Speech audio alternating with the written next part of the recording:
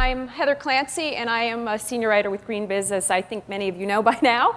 And I have today, I'm thrilled to introduce Carla Peterman. She is a commissioner with the California Public Utilities Commission, and Kurt Adelberger, and he is with Google. He's in charge of thinking through how technology can help him integrate his energy procurement needs into the grid. So, I mean, I'm kind of botching your introduction a little bit, but he's got some cool stuff to say. I think one of the things I just want to make a quick editorial comment, and we're here to talk about the role of the grid as an integrator of all these great technologies we're talking about. We've heard a lot about microgrids this week. Distributed generation has become an amazingly powerful story here in California, elsewhere too, and I'm from New Jersey. And we often wonder about, people say off the grid, it's a great thing to be off the grid. Well, what does it really mean? So that's what we're going to discuss today. And I just want to put it as an editorial comment out there that we did have a utility that was going to participate today, but they had to bow out for just reasons of sensitivity, because a lot of this is changing so quickly. And the regulations are changing so quickly that they didn't want any appearance of partiality. So we have the corporate perspective and the regulatory perspective today for this topic, and I'm excited because it's something I want to learn a lot more about. And I want to start with Carla because I think, like I said, we all get excited about being off the grid, but really the grid is going to play a huge role, I think, in this distributed generation world that we're talking about. And so how does that change the role? How does that change the role of the grid, or does it even change at all? Is it the same? Well, thank you, Heather. Good question. I actually like to think about it as more people want to be on the grid. I mean, that's what we're seeing when we're talking about this interest in distributed generation, because distributed generation is allowing us to generate electricity in locations and scales that just weren't conceived of when the transmission system and the distribution system were designed. And there's a lot of advantages to that. If we're able to generate power in more local areas, we're then able to deal with issues of resilience more locally, be more flexible, be more responsive. But the grid design does need to change in order to accommodate that, both from a technical perspective to allow a bidirectional power flow, and our economic signals and our regulatory framework needs to evolve as well. What we continue to hear, though, is that there are many people who want to participate in delivering our power in an efficient way possible. For those of you who work on software and technology, you already know that having a simple interface usually means you have a very complex, complicated system and architecture behind the scenes. And so at the Public Utilities Commission, we are working with our utilities and other providers such as Google in terms of what does that grid need to look like. And so I do want to highlight that our investor-owned utilities all have to submit distribution system plans by summer 2015. And these plans are focusing on how to facilitate more distributed generation onto the system, how to quantify the locational benefits and costs so we can begin moving forward. I think we need to plan for a world if there's 100% distributed generation. I don't think that's actually going to be the case. I think we're going to see a mix of large scale and small scale, but we've got to go through that thought process. So are you looking to clearly California is a major leader, and we talk about, we're here, it often sets the benchmark for other places. Are you seeing, though, activity in other places? You just got back from Wisconsin, I think you said? I did. So what are you seeing elsewhere that could help inform what's going on here? I think most states are starting to think about how the grid needs to evolve for distributed generation. Right. There are some states like Hawaii and New York and New Jersey that have also been very progressive in terms of encouraging distributed generation deployment, and so they're engaging in various proceedings. But even if you don't have a state that's interested in DG, it doesn't matter because it's coming. We're seeing solar PV, for example, being installed in California, even in the absence of states' incentives. And so I participate in a lot of national conversations with utility regulators. And what's been interesting over the last several years, more and more there are discussions and panels focused on distributed generation, energy storage. So lots of exciting work happening. Okay. So Kurt, Google has been a very powerful repeat investor in renewables, right, all around the country and elsewhere. So what is your perspective on this issue? Why is this so important to you as a corporate energy buyer? Well, I think I would answer that in two ways. One way is that as citizens of this planet, it is going to be very important in the long term for us to find a way to decarbonize. And we think Google can help accelerate that in various ways. We've invested over $1.5 billion in wind and solar farms, distributed solar generation, one transmission project. And we believe by using our corporate balance sheet, we can help make projects like this happen. We also think for our own internal operations, there's many opportunities for us to make things much more efficient if we operate things more intelligently. So one example of that, many of our buildings are now connected. They are constantly monitored. We have a great ability to shift when they consume energy in real time. And this is exactly the kind of behavior that you need in the emerging grid that has a large amount of intermittent renewables. So you'll be seeing things like strong ramps towards the end of the day, periods of overgeneration of solar. And to the extent that you can shape your own consumption to match that, it makes it much more affordable to decarbonize. And we're very excited about doing that sort of thing, starting with our own campus. We're participating in DR programs today with our HVAC and our electric vehicle charging and hoping to do much more in the years ahead. So who's helping you with those projects? Are you really driving that, or are you knocking on the door of your utilities? I mean, who's driving that? It's both. It depends very much on the project. I would say there's rarely a project that we can do entirely on our own. Almost everything that we do requires some sort of collaboration between us and the utility and the regulator, and we welcome those collaborations. So what I'm going to ask an even tougher question. How cooperative have the utilities been in this move forward? I would say very cooperative for the most part. So we had the green tariff that we worked out with Duke on the East Coast. PG&E, I'm on the phone with or email with almost every day, and it's very collaborative. So I mentioned, and Carla, I live in New Jersey, as I mentioned before, so I want to ask, have you seen anything out in my area of the world that I should get excited about in New York, New Jersey region, Northeast? Yes, a lot of great work happening on the East Coast. New Jersey has the second largest amount of solar installation, which is impressive given the size of the state, relative to California. New York has also been very progressive and a leader in terms of, from a regulatory perspective, moving forward to think about how do we design a grid that accommodates DG. So they have a proceeding that I know Kurt is following about integrating kind of some of these demand-side resources. So how is this different? How is what's happening now different from the smart grid conversation that we've been having for the last 10 years, 15 years, 20? I mean, is it really just phase 2 of that movement, and now we're finally seeing the imperative to get things done more quickly? I'll put this one to you first, and Carla, you're next. I would say the biggest difference is that it's finally become real. So 10 years ago, people would say, what if solar panels were everywhere and electric vehicles existed and there were smart meters? And it was a very hypothetical discussion. And all of a sudden, we're in a situation where all these things exist and there are great businesses being built around how you can co-optimize them. So it's finally become a reality. Yeah, no, I agree. I think the smart grid discussion we've been having over the last decade has been about resilience and reliability. But now we're talking about how does distributed generation actually play into that. I'll note that our utilities had to do smart grid plans in 2011, but so much has happened since 2011. We've seen this boom in third-party financing for solar PV, energy storage has come on the scene, electric vehicles, and so those plans are already out of date. And I think that is one of the challenges as a regulator, is that this is a fast-changing world, and we need to develop a regulatory framework that can be adaptive and flexible.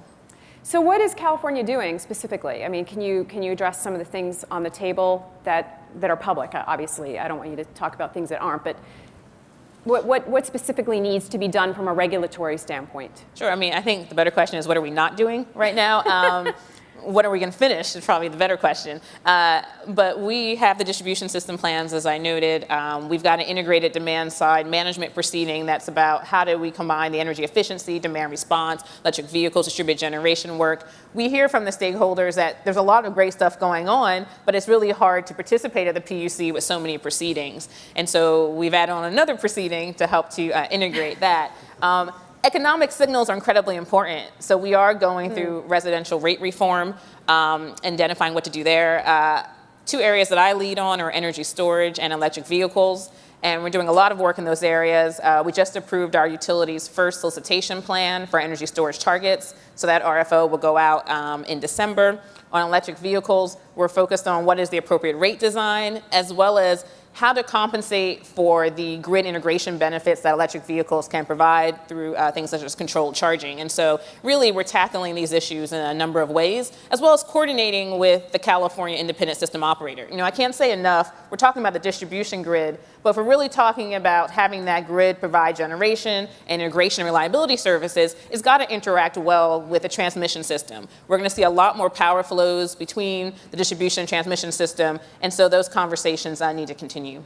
So what role does a business, a corporate buyer like yourself, you like Google, play in this discussion? I mean, how involved are you at the table? Are you kind of hands off and you're just doing your own thing, or do the businesses in this room need to get a lot more vocal about the things that they need to happen? I think there's a role for businesses to work together with regulators and utilities and to say this is jointly what we think needs to happen. But really probably the best focus area for business is to keep the eyes on areas that are emerging with very compelling business cases and pursue those. You need the compelling business case to scale. You need scale if you ever want to transform the grid. And so some of the areas we see where the business cases are starting to become quite compelling. One is in managing networked loads. With essentially zero CapEx, you can get your building energy management system, your smart thermostat, your EV charger to put your load at the time of day that's most valuable to the grid. You create significant value with no CapEx. We see the same thing on the storage side. The business case on some of our buildings in Mountain View is already quite good, just reducing demand charge, participating in DR programs. With the cost reductions that are happening, it's only going to get more compelling over time. And may I add something on that, particularly where companies like Google and many of your companies come in, what we're going to need for this future is autonomy, plug and play, good communications software. That is oftentimes one of the limiting factors right now. And so we are engaging more than we historically have with the tech community in order to make these transactions happen in a quicker time period. Right, and you mentioned, in your opening comments, you mentioned that this is a technical issue and obviously a regulatory issue. So which is harder right now? Is the technology there, and now we just need to get our act together to move forward more quickly, or is it a chicken and egg? Well, I'll just comment, when I talk about a regulatory issue, our regulatory mandate as a PUC is to provide safe, reliable, and affordable power with an attention to the environment. And providing that to everybody. And so that is the regulatory challenge, about how do we move forward but make sure that everyone has access to power, that the lights stay on, and that the system keeps moving. And so I think that is a challenge, because the system we're talking about is inherently much more participatory. Consumers have to be engaged more, and in a way that they've never had to be in their system. And so I think there's some technical fixes to help with that, and there are some regulatory solutions to help with that, but that consumer engagement, I think, is actually the trickiest part. What does that mean, though? Explain consumer engagement in this issue. Well, everything, I have members of the public who come in and say, I want to generate my power, I want to firm it up, I want to make it reliable, and others who say, I don't want to have anything to do with the power, but make sure the quality is even better than what I'm getting now. And so you do have a diversity of customer segments, and a lot of the companies that are participating now in this space are reaching some of that segment which is interested in more technically savvy. But as we're moving to the majority, we have to think about what are the systems they want. Not everyone wants to track their energy consumption on their iPhone. So what are the resources we're going to provide to them? Right. What about from Google's standpoint? Yeah, I would very much echo what Carla just said. I think looking at the technology challenge, I'd divide it into two pieces. There's the electron side of things and the user side of things. I have no doubt that on the electron side of things, we know how to solve it. The solutions exist. The really hard part is getting the users involved in the right way. I think it's become pretty clear that we're going to need end user devices, whether it's a storage device, a PV panel, electric vehicle, behaving in the right way to support the grid if we want to have affordable decarbonization. But it's also clear most users don't want to think about this at all. No one wants to be bidding their smart thermostat into the energy market every day. So we need a system where there can be aggregators that take care of that and some form of automation that always keeps users happy, but in the background is doing subtle things to tweak their energy consumption, change the thermostat set points, for example, in a way that supports the grid. And making that work, this business case that's good for the consumer, good for the aggregator, good for non-participants, I think is the real challenge that we face. Is there a logical phased flow to this, Carla? Like, is there certain things that have to happen first, or they're going to happen first in this integrated world, if you will? Or is it all got to happen at the same time? It's a lot on your plate. Well, it doesn't all have to happen at the same time. Even though we are having significant discussions about distributed generation, it still represents less than 1% of our state's electricity supply. And so I think the timing is now. We're increasingly going to have to scale, but it's been touched upon, I think, earlier as well, the importance of pilots. And there are a number of pilots that have been going on between our utilities and technology providers, et cetera. And so now we're at the point where we do need to take lessons learned from these pilots and implement them into program design. So for example, on electric vehicles, we've had pilots, but now we're actually looking at what does a program that compensates for vehicle grid integration and ancillary services look like. Right. I think we have time for a quick question from Sidebar. Elaine? Yeah, so there's a lot of activity. This is a really great discussion, so thanks for joining us. One question is really more on the community choice aggregation idea. So maybe you, Carla, you want to explain community choice aggregators, but they're called CCAs. And some people are asking about if you've seen any successful community choice aggregators partnering with utilities, and if that's part of the solution that you see for California and other states. Okay, sure.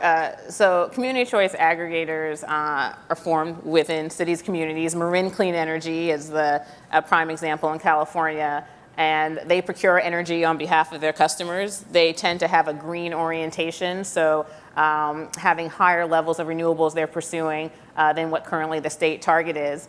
And we do see collaboration with community choice aggregators and utilities. Sonoma County has just started one as well. And I think what's interesting about CCAs is their local orientation. And so their boards are members from the community. And if you think about this integrated solution we're trying to provide, it's a community solution. It's how do you deal with your transportation? How do you deal with your lighting? How do you deal with your heating in a way that is smart?